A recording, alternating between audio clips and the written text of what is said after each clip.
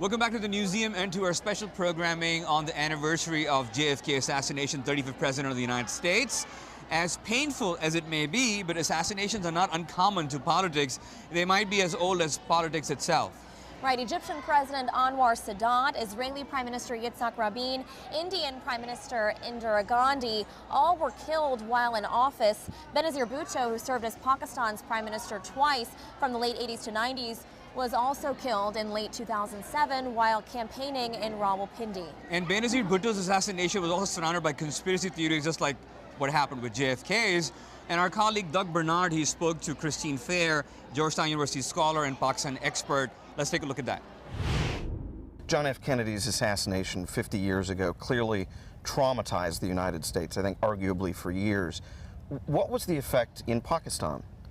Well, see, it's so funny because politics in Pakistan are so deeply polar. And Pakistan is actually a fairly violent country, you compare it to other countries. Political violence is really quite high. And so you had people that were really devotees of her and for whom this assassination was absolutely traumatizing.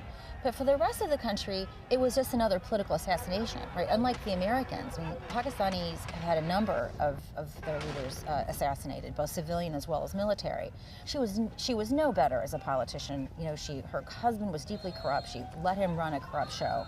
And so if you were just to look at her qualitatively, in terms of her ability to operate as a politician and to do things effectively to minimize corruption, to exert civil control over the military, she was no better or no worse than anyone that came before her or after her.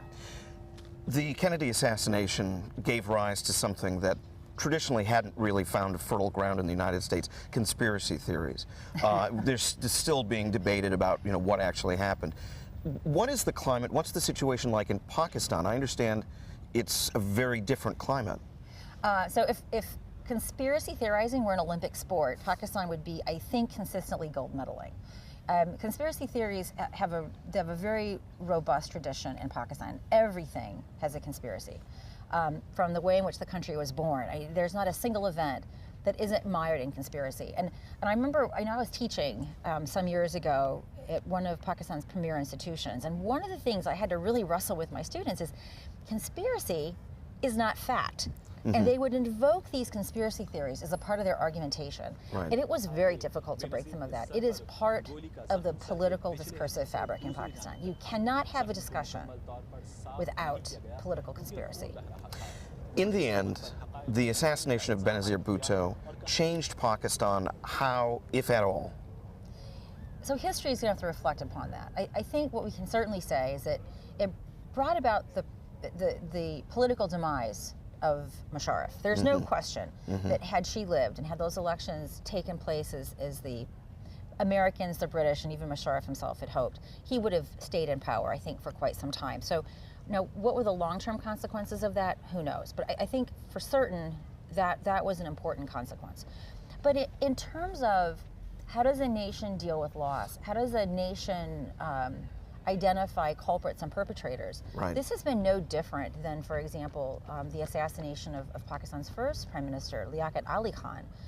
His death to this day remains subject of debate, intrigue, and conspiracy theory. So I think the sad thing is she had a legacy for being who she was, not really for what she did. It's interesting hearing Christine Fair talk about Benazir Bhutto being remembered more for who she was than what she did, because there are some people who would say the same thing, really, about President Kennedy. Yeah, and he did kind of take on this mythical role as labeled in his presidency as Camelot, a reference to the idyllic kingdom of King Arthur.